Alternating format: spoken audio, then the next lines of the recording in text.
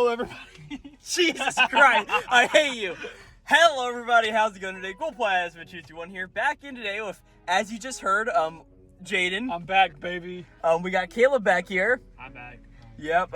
Okay. Yep. He's back there, a little quiet. He's doing his own thing.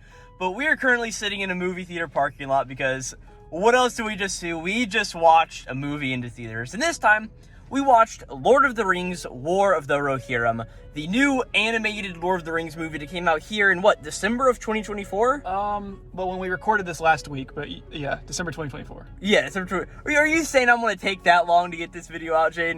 Maybe. Is that what you're saying? You know, because of that, this is going to go up before December ends. All right. Okay.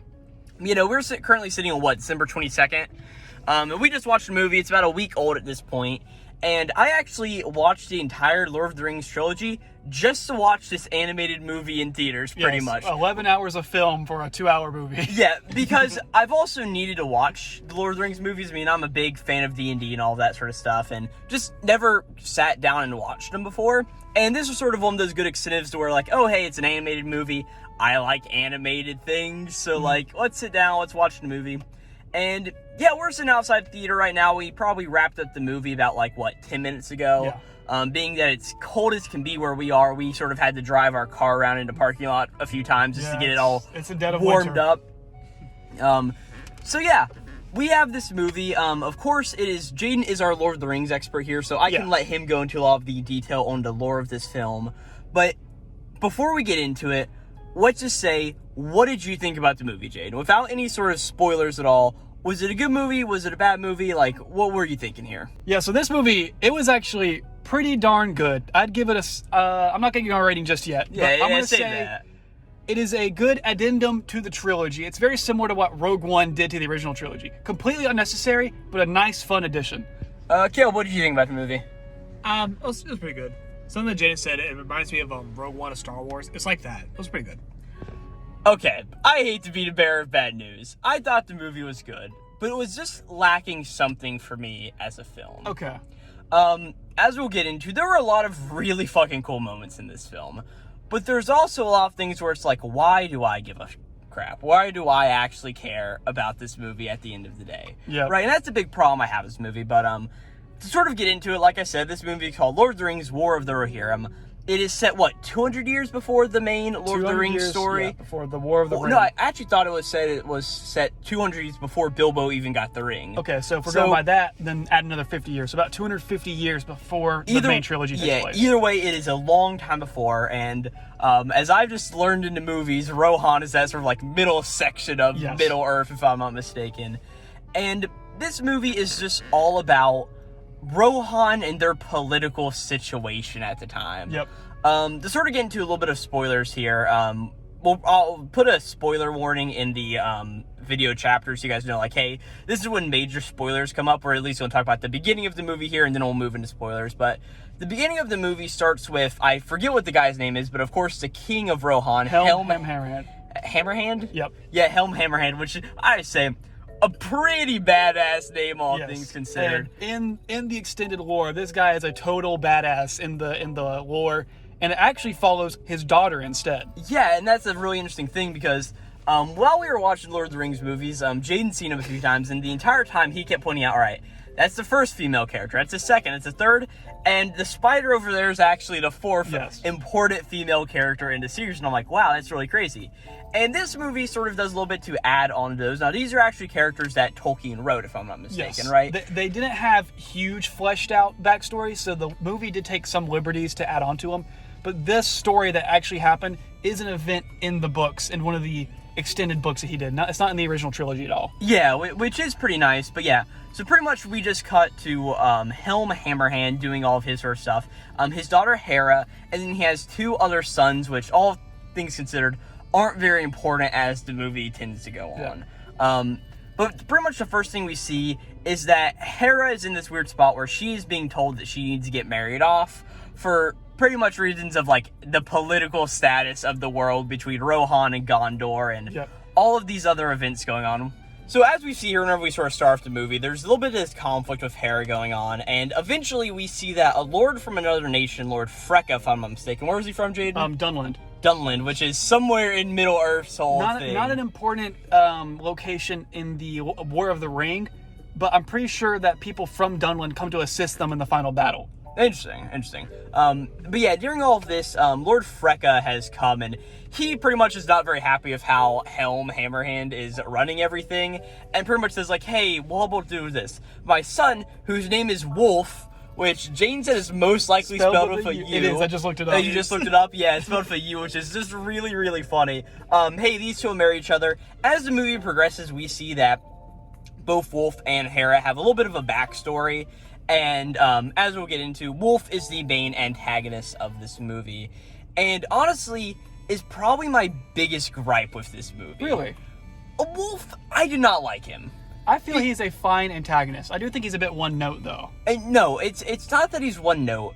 It's that he has, I guess it is because he's one note, but he has the one thing going on, is that he is just a pathetic guy who does not listen to reason. Yeah. As we'll get into, Helm and Freka have this disagreement, so Helm is pretty much like, hey, let's take this like men and go fight outside. And as this happens, Freka like puts a few punches into Helm's gut, and then Helm just clocks him once in the face and kills him. He is a absolute badass, but also, as we see, isn't the nicest to his daughter at many times. It takes him pretty much going to hell and back and having his other two sons killed for him to really like appreciate his daughter and like the final stand that he has. But as it goes on, Wolf is very upset, and he's like, oh no, you killed my father, Freka, Helm. I will not rest till I have killed you. And the whole movie is just him trying to back Helm into a corner. And really, that's what this story is about. And it's about Hera being the one in the end to do all of this, right? To prevent all of this from happening. What is the city that they were in originally? They were originally in Edoras, which is also the city that we see in the original Lord of the Rings films where Theoden resides, and where they started out before Isengard, what's the word? Invaded them. Invaded them, yeah. Yeah, so that's pretty much where this main city takes place. And eventually Wolf gets a bunch of like bandits and everything and starts to send him towards the city. This is after we have a little bit of a moment where Hera, and she pretty much has like a few other party members with her in this beginning. I'm pretty sure there's this like little steward boy named Leaf. Yeah, who's sort of a Samwise Gamgee knockoff. Yeah, he's sort of just in the movie constantly, but he's sort of like just the advisor and this little guy who's just helping out. Yeah. She has her pretty much bodyguard, this woman of the Shield Maidens, if I'm not mistaken, which, do we remember her name as a group? No, but she was like one of the caretakers for Hera throughout her whole life. Yes, and that was one of the big things, is like, hey, I swore from the moment I was born I would go through and I would protect you until the very end. So a little bit of a nice thing there. And then there is also Hera's cousin, who by the end of the movie we see ends up taking the throne of Rohan. Do we remember his name? So I assume that he is, so Helm's brother, probably, that's his son. Right? Yeah, that way the lineage stays together. Yeah, so it's still like the bloodline stuff going on there. But pretty much after some things happen, Hera and all of their parties there's like this necrotic disease going on, taking out a bunch of people. And what were those elephant things called? They're not Oliphants, they're a different kind. Oh, they're not Oliphants. Yeah. It's this big elephant sort of like demon thing, comes and attacks them, and Hera does this really interesting thing where she runs into the woods and has this island kraken thing end up devouring it. Yeah, it reminds me of the lurker in the lake in the first movie of Lord of the Rings, where where Pippin and Merry are throwing stones into the river while Gandalf is trying to open the door to Moria, and the tentacle monster gets him. I think it's like a similar species to that. And that would make sense, and also like if we're looking at like a world, there may be a slight evolution 400 years and like a movement of migration of this thing. But eventually we see that Hera gets kidnapped, and then she learns of this whole thing of like, oh no, Wolf is now, he's still alive after he was exiled from the tribes. And now they're marching on the city, which was called what again? Edoras. Edoras. And pretty much Helm and both his children are going to fight, and Hera is left in a town because women can't fight. Yeah. That's how these stories go.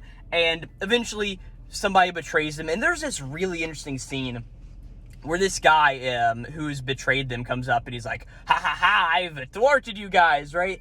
And there's this little bit of a fight scene, and it really seems like this may be the first person that Hera has actually killed.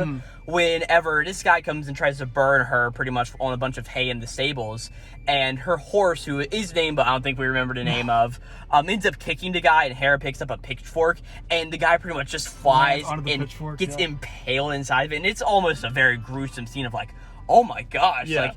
And also, in the movie theater we were in, at least, the bass was cranked up 110. Like, Holy Caleb, you bass, can attest to that, right? Yeah. Like, that bass was absolutely insane. One critique I do have up to this point is that this first act, in my opinion, was a bit slow and meandering a bit. Yeah, it was, but that was one of my other problems. Like, the movie took 2 hours, but it felt like it took longer, right? It felt like there was a lot more that happened inside of it, but what's the key of the grand story here? Hera's like, oh no, those guys betrayed us. Let's evacuate the town. And they end up evacuating the entire town.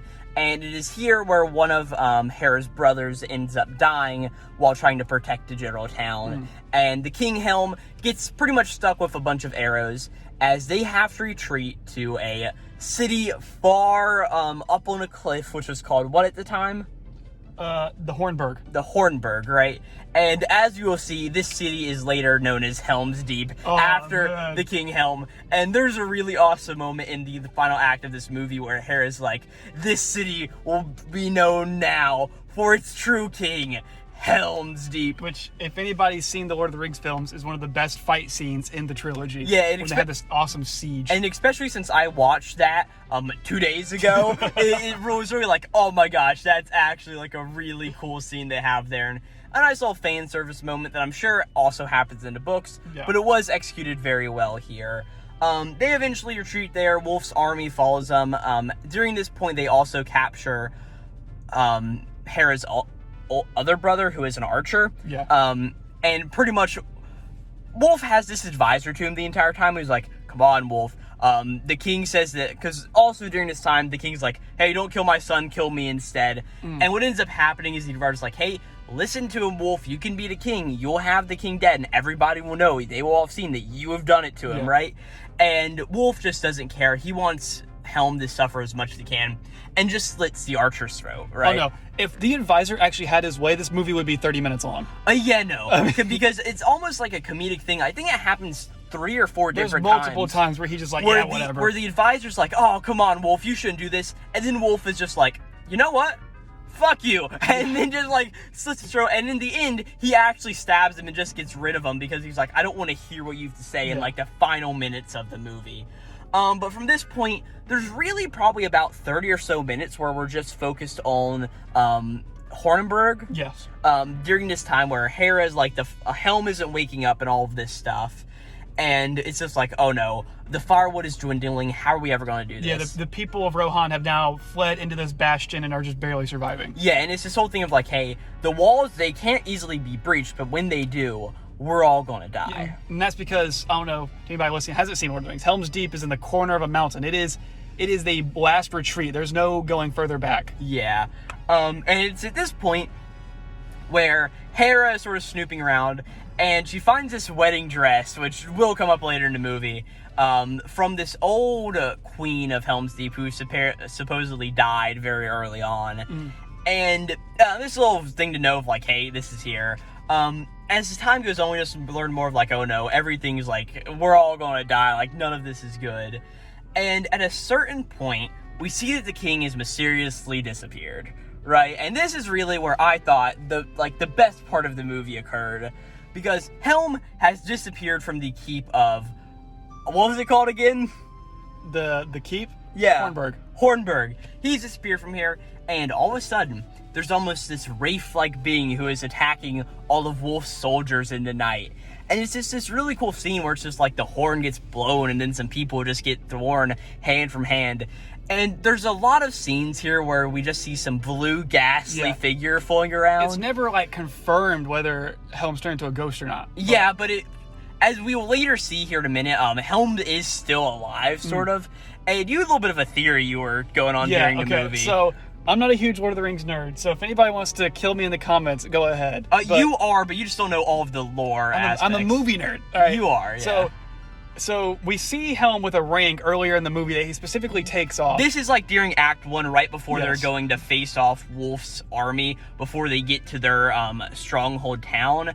And he pretty much like takes off the ring, takes off his cloak, and says like, hey, we're going to go fuck them up. Are you right, my children? And there's also a scene where we see some orcs trying to collect rings, which, as we know, are very important in this universe. And this happens a little bit after what we're talking about in the movie. Yeah. So we also know that Sauron gave 9 rings to men who above all else desired power.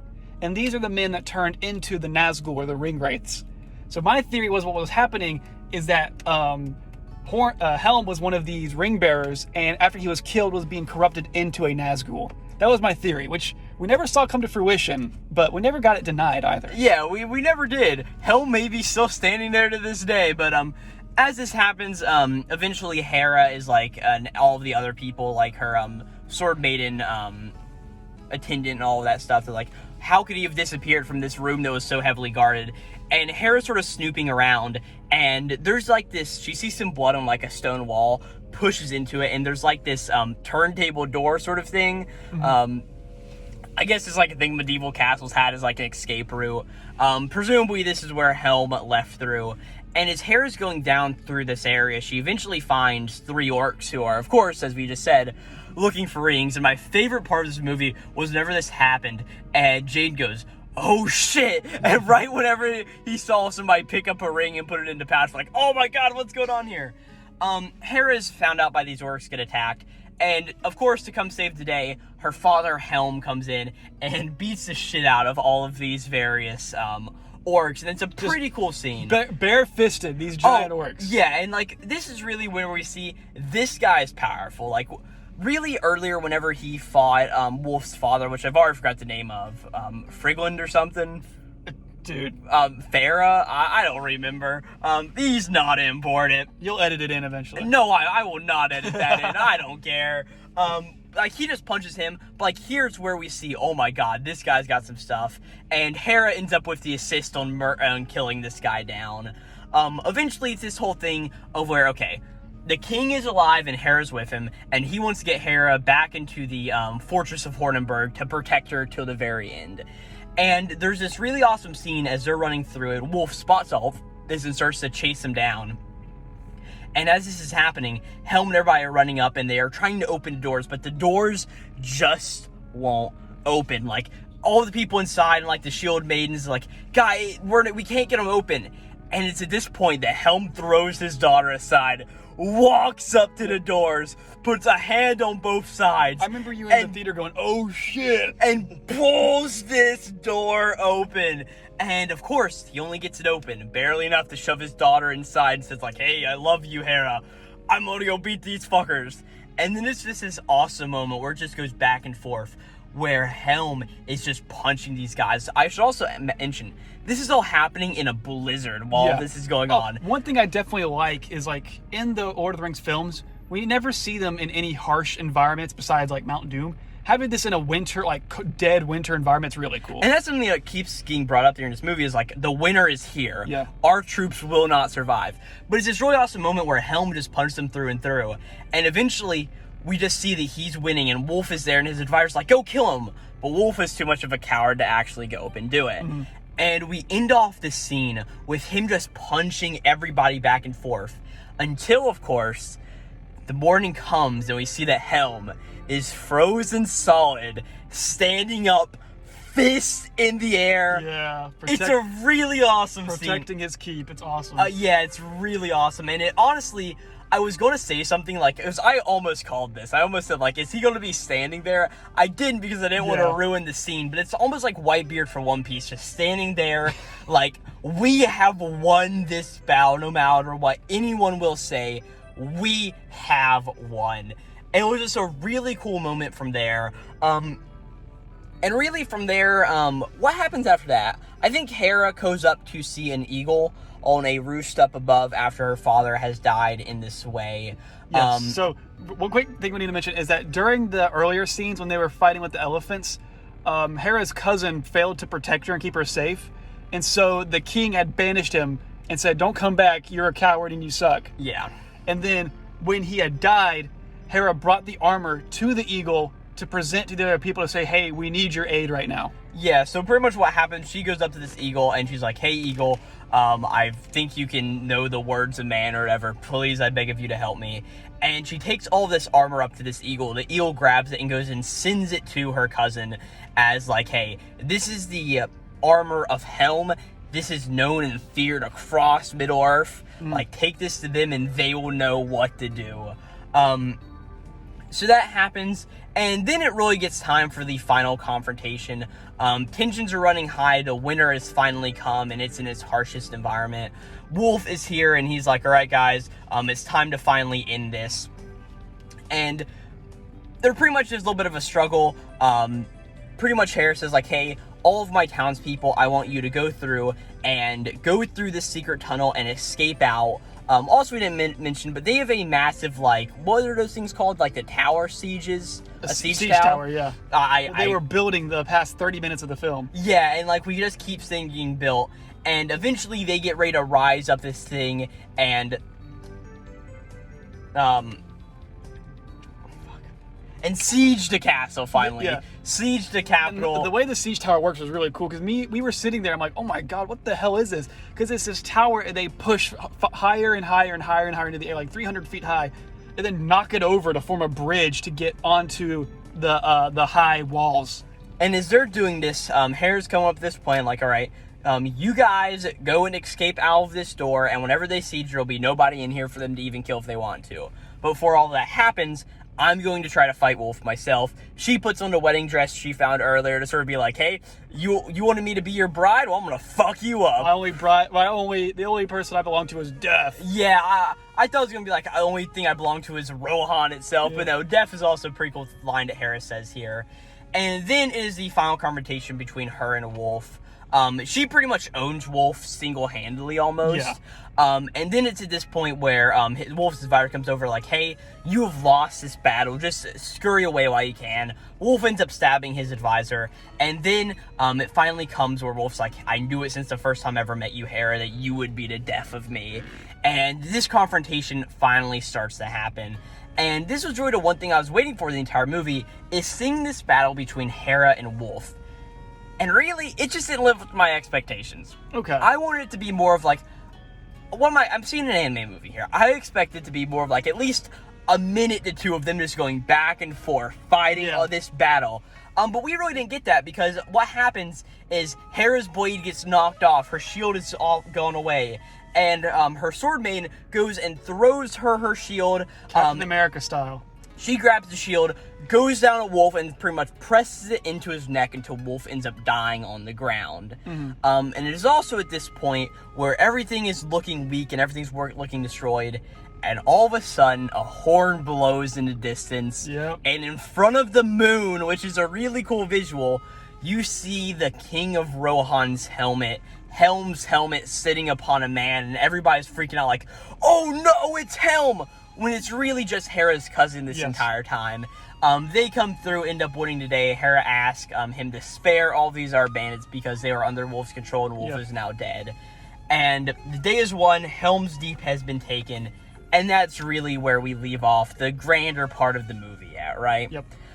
From there, we pretty much get like the final scenes. We see that the cousin is now the new King of Rohan. Pretty simple and easy stuff. And we see that somebody from Isengard has come to say hello as a new person. And we see this is Saruman, who is appeared here, and it's like, oh boy, what is this? And we now then see what Hera's up to during all of this. So, real quick, just something interesting I noticed. Saruman says one line in the movie, and you're like, okay, that's kind of disappointing. Saruman's actor is dead.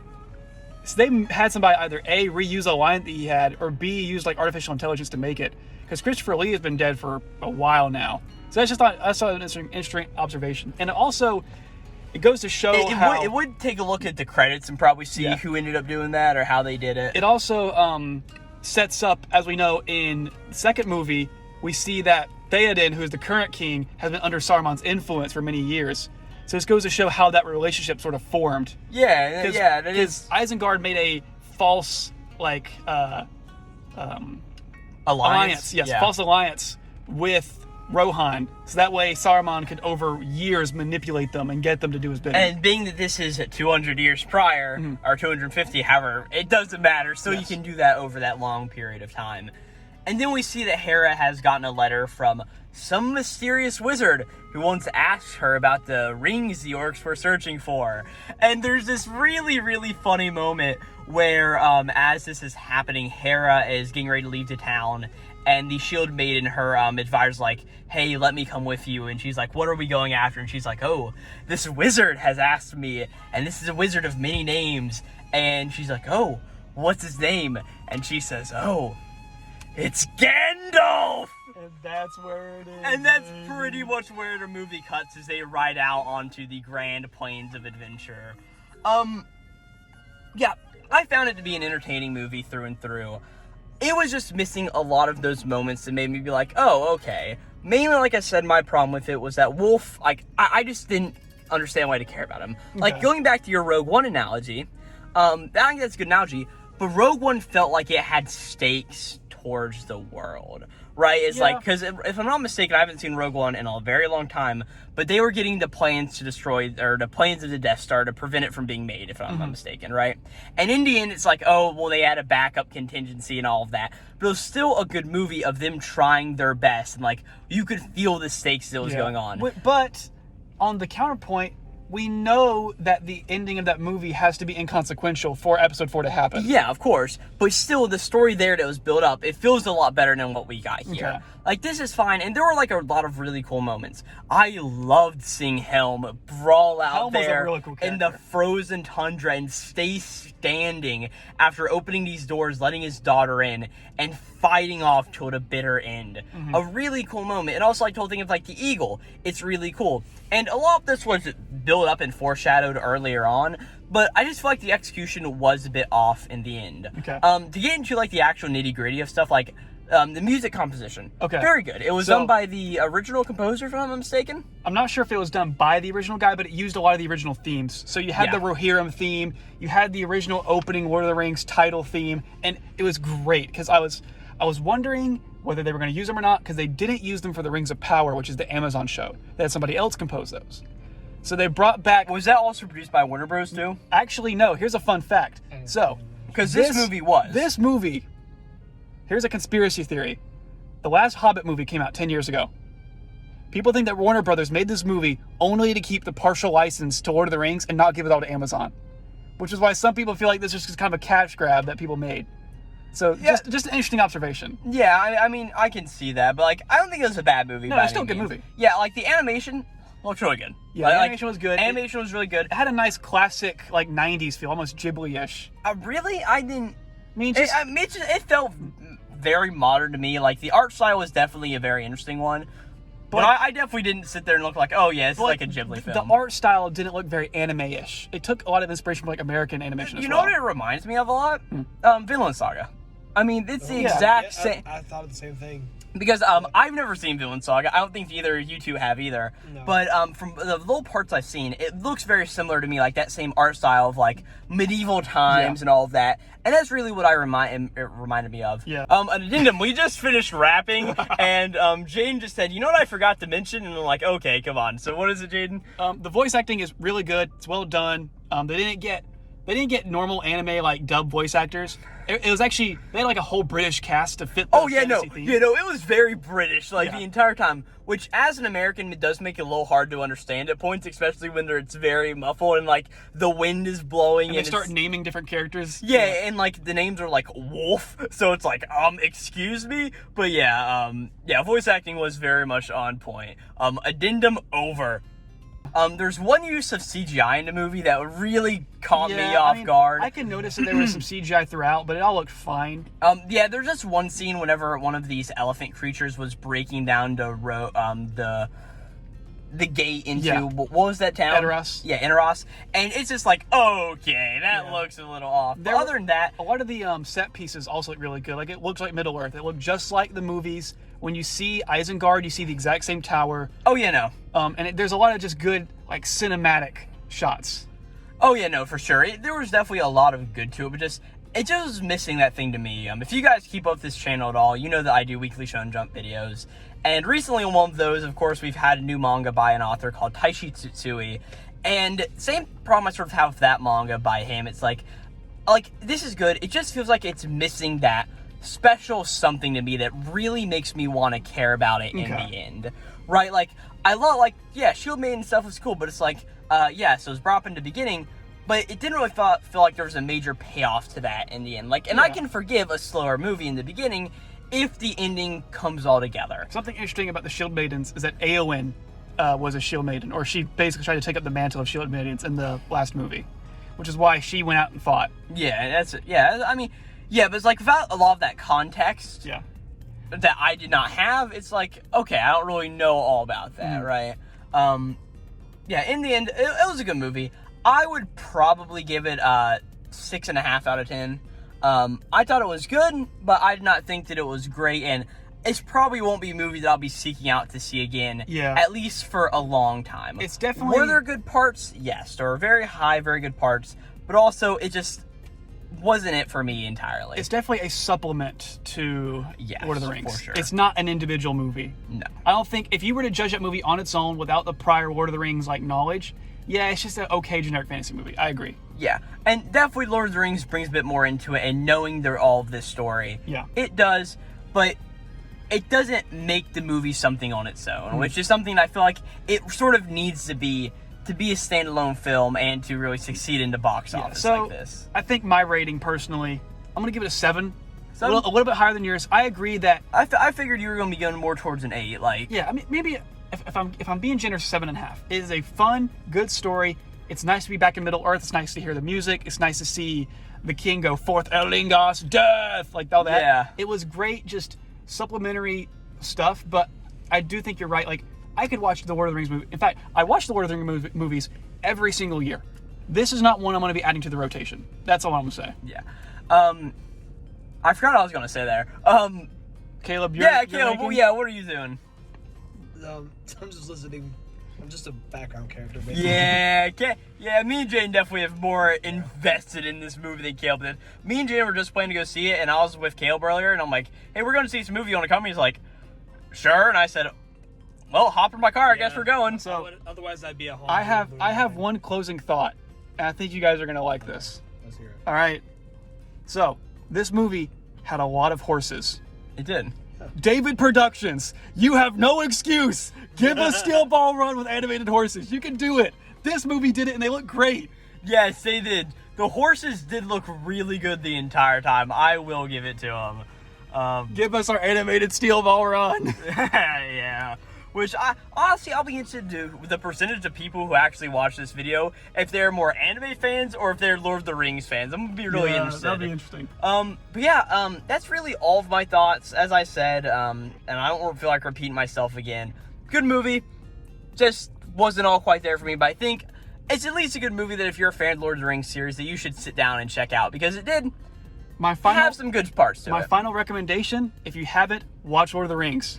Just watch those first. Yeah, no, that definitely I would not have the appreciation. That's required for every human being on Earth. Just watch Lord of the Rings. Watch Lord of the Rings. And knowing you two also read JoJo's Part 7 Steel Ball Run.